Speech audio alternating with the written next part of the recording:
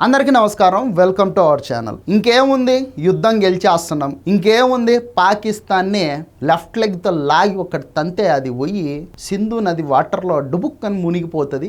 అయిపోయింది ఇంకా అక్కడతో. పీఓకే మనదే. పాకిస్తాన్ ఏదైతే ఆక్రమించుకుందో కాశ్మీర్ని అది వెనక్కి తీసుకొస్తున్నాడు మోదీ అని అనుకునే టైంలో ఉన్నట్టుండి సీజ్ ఫైర్ అన్నారు. అంతే, దేశ ప్రజలంతా ఒక్కసారిగా షాక్ అయిపోయారు అనమాట. అసలు ఏంటిది, ఈ సమయంలో సీజ్ ఫైర్ ఏంటి, ఈ సమయంలో ఇటువంటి నిర్ణయం ఏంటి అని చెప్పేసి ప్రజలంతా ఒకంత షాక్ కి గురవ్వడమే కాదు, చాలా నిరుత్సాహపడ్డారు. ఎందుకంటే పార్టీలకు అతీతంగా, ప్రాంతాలకు అతీతంగా భారతీయుడు అనేటటువంటి వాడు ప్రతి ఒక్కడు నరేంద్ర మోదీ గారి పక్కన నిలబడ్డారు. సార్ మోదీ గారు, మీరు ముందుకు అడుగేయండి, మేం మీ వెంట ఉన్నాం, నష్టమైనా పర్లేదు, కష్టమైనా పర్లేదు, యుద్ధం చెయ్యండి, గెలిచి రండి, 140 కోట్ల మంది ప్రజలు మీ వెంటనే ఉన్నారు అని చెప్పేసి విపక్షాలు, ప్రతిపక్షాలు ప్రతి ఒక్కరు కూడా నరేంద్ర మోదీ గారు ఏ స్టెప్ తీసుకున్నా సరే మేము సపోర్ట్ చేస్తున్నాం అని చెప్పేసి బీజేపీ పార్టీకి ప్రధానంగా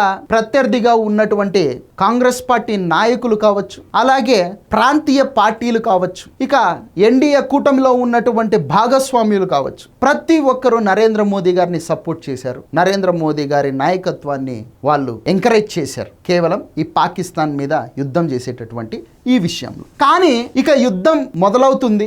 ఆల్మోస్ట్ కంప్లీట్ డామినేషన్ అంతా ఇండియన్ ఆర్మీదే ఉన్నప్పుడు అటువంటి సందర్భంలో దిఢీర్ అని చెప్పేసి సీజ్ ఫైర్ అనడంతో ప్రజలంతా ఏమైపోయింది, అసలు ఎందుకు జరిగింది, మోదీ భయపడ్డా లేదంటే మరేదైనా కారణాలు ఉన్నాయా అని చెప్పేసి డిస్కస్ చేస్తా ఉన్నారనమాట. వాస్తవానికి ఈ డొనాల్డ్ ట్రంప్ ని ఎవడు మధ్యవర్తిత్వం చేయమన్నాడో మాకిప్పటికీ అర్థం కాలేదు. అసలు నీ పాత్ర ఏంటి, అసలు నిన్ను ఎవడెంటర్గా అన్నాడు, నువ్వెవరు మధ్యలోకి వచ్చేసి పెద్దరికాన్ని పుచ్చుకొని ఇద్దరి మధ్య రాజీలు చేయడానికి అని చెప్పేసి సోషల్ మీడియాగా ఫైర్ అయిపోతా ఉన్నారు దేశ ప్రజలంతా. అసలు నీ సంగతి ఏంటి, నీ దేశం ఏందో నువ్వు చూసుకోవచ్చు కదా, మా మధ్యలో నీ పతనం ఏంది అని చెప్పేసి ఫైర్ అవుతా ఉన్నారు. ఇక సీజ్ ఫైర్ అనగానే దొరికిందే ఛాన్స్ అని చెప్పేసి విపక్షాలు, ప్రతిపక్షాలు మొత్తం నరేంద్ర మోదీని ఓ రేంజ్లో విమర్శించడం స్టార్ట్ చేశారనమాట. దానికి తోడు ప్రధానమంత్రి నరేంద్ర మోదీ గారు కూడా సీజ్ ఫైర్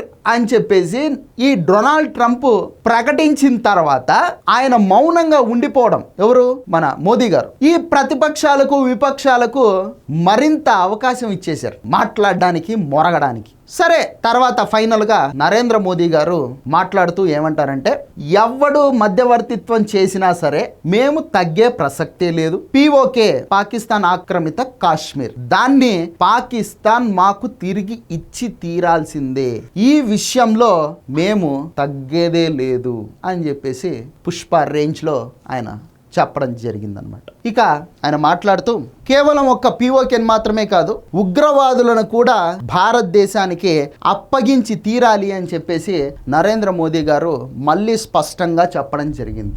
వీటికి, ఈ కండిషన్స్కి ఒప్పుకుంటేనే పాకిస్తాన్తో చర్చలు జరపడానికి మేము సిద్ధంగా ఉన్నాం, లేదంటే లేదు, మాకు ఎవరు మధ్యవర్తిత్వం చేయాల్సినటువంటి అవసరం లేదు అని చెప్పేసి డొనాల్డ్ ట్రంప్కి డైరెక్ట్గానే మోదీ గారు చెప్పడం జరిగింది. ఈ మాట చెప్పడం ద్వారా ప్రతిపక్షాలకు ఆయన గమ్మనుంటారా అనేటటువంటి సందేశాన్ని ఇవ్వడం జరిగింది. అమెరికా ఉపాధ్యక్షుడు జేడి వ్యాన్స్కి మోదీ స్పష్టంగా చెప్పడం జరిగింది. ఇంటెలిజెన్స్ హెచ్చరికలతోనే మోదీకి వ్యాన్స్ ఫోన్ చేయడం, దీనినే వైట్ హౌస్ వర్గాలు కూడా ధృవీకరించడం లాంటివి జరిగినాయి అన్నమాట. ఇక ఉన్నత స్థాయి మీటింగ్ జరిపినటువంటి నరేంద్ర మోదీ గారు పాకిస్తాన్ నుంచి బుల్లెట్లు గనక వస్తే మేము శతాగ్నిలతో సమాధానం చెబుతామని చెప్పేసి వార్నింగ్ కూడా ఇవ్వడం జరిగింది. అలాగే సీజ్ ఫైర్కి సంబంధించి పాకిస్తాన్ గనక ఒకవేళ ఈ కాల్పుల విరమణకు సంబంధించినటువంటి నియమాలను ఉల్లంఘించి కాల్పులకు తెగబడితే మాత్రము ఎక్కడ కూడా మీరు తగ్గాల్సినటువంటి అవసరమే లేదు అని ఇండియన్ ఆర్మీకి సర్వాధికారాలను ఇచ్చేసింది భారత ప్రభుత్వం. అంతేకాకుండా మా పైన దాడి జరిగితే మాత్రం చాలా తీవ్రంగా స్పందిస్తాము అని చెప్పేసి పాకిస్తాన్కి నరేంద్ర మోదీ వార్నింగ్ ఇవ్వడం జరిగింది. పాక్ ఆక్రమిత కాశ్మీర్ను భారత్కు తిరిగి ఇవ్వాల్సిందే, అందులో మీకు వేరే ఆప్షనే లేదు. అంతేకాకుండా ఉగ్రవాదులను కూడా భారతదేశానికి మీరు అప్పగించి తీరాలి, మీకు వేరే ఆప్షనే లేదు అని చాలా క్లారిటీగా మోదీ గారు చెప్పడం జరిగింది.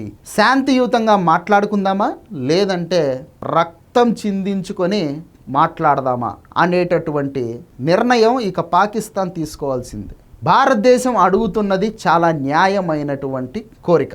ఉగ్రవాదం అనేది లేకుండా చేయాలి ఈ పృథివీ మీద. మీ దేశంలో ఉన్నటువంటి ఉగ్రవాదులను భారతదేశానికి అప్పగించండి, వాళ్ళని మేము చూసుకుంటాం. మీ దేశం యొక్క ఆర్థిక ప్రగతిని, మీ దేశ ప్రజల యొక్క అభివృద్ధిని మీరు లక్ష్యాలుగా పెట్టుకొని మీ దేశం కోసం మీరు పోరాడండి. ఉగ్రవాదుల్ని పెంచి పోషించడం ద్వారా ప్రపంచ దేశాల దృష్టిలో మీరు చెడ్డవాళ్ళుగా రోజు రోజుకు మారిపోతున్నారే తప్ప మీరు మంచి వాళ్ళుగా ఎప్పటికీ ప్రొజెక్ట్ అవ్వలేరు. ఇప్పటికే ప్రపంచ దేశాలు మొత్తం మిమ్మల్ని ఒక ఉగ్రవాద దేశంగా పరిగణిస్తూ ఉండేటటువంటి పరిస్థితి. పక్కనున్నారు కాబట్టి మాకు మీతో ఇంకా థ్రెట్ ఎక్కువ. కాబట్టి మా కాశ్మీర్ని మాకు అప్పగించండి, అలాగే మీ దేశంలో ఉన్నటువంటి ఉగ్రవాదులను కూడా అప్పగించండి. అప్పుడు మనం టేబుల్ దగ్గర కూర్చొని మాట్లాడి సెటిల్ చేసుకుందాం. అంతవరకు నో మోర్ డిస్కషన్స్. ఇది నరేంద్ర మోదీ గారు ఫైనల్గా చెప్పినటువంటి విషయం. సో ఇక పాకిస్తాన్ నిర్ణయం తీసుకోవాల్సినటువంటి అవసరం ఉందన్నమాట. ఫ్యూచర్లో ఏదైనా కానీ ఎక్స్ట్రాల్ చేస్తే తోక కట్ చేయడం అనేది చాలా ఈజీ థింగ్ ఇండియన్ ఆర్మీకి. మన దగ్గర అడ్వాన్స్డ్ టెక్నాలజీ వెపన్స్ చాలా ఉన్నాయి. ఓకేనా, మనకి ఇజ్రాయెల్ సపోర్ట్ ఉంది, రష్యా సపోర్ట్ ఉంది, జపాన్ సపోర్ట్ ఉంది. మన దగ్గర కావాల్సినన్ని నిధులు కూడా ఉన్నాయి, మన దగ్గర కావాల్సినన్ని ఆయుధాలు ఉన్నాయి, వెపన్స్ ఉన్నాయి. సో పాకిస్తాన్ని డిస్ట్రాయ్ చేయడం మనకు పెద్ద విషయం ఏం కాదు. కాకపోతే ఏంటంటే గ్లోబల్ పీస్ అనేది ఒకటి ఉంటుంది. సో దానికి కట్టుబడి మనం తగ్గాల్సినటువంటి పరిస్థితి అనమాట. సో ఇది వీడియో. ఈ వీడియో నచ్చితే లైక్ చేయండి, సబ్స్క్రైబ్ చేయండి, షేర్ చేయడం మాత్రం మర్చిపోవద్దు. Thank you.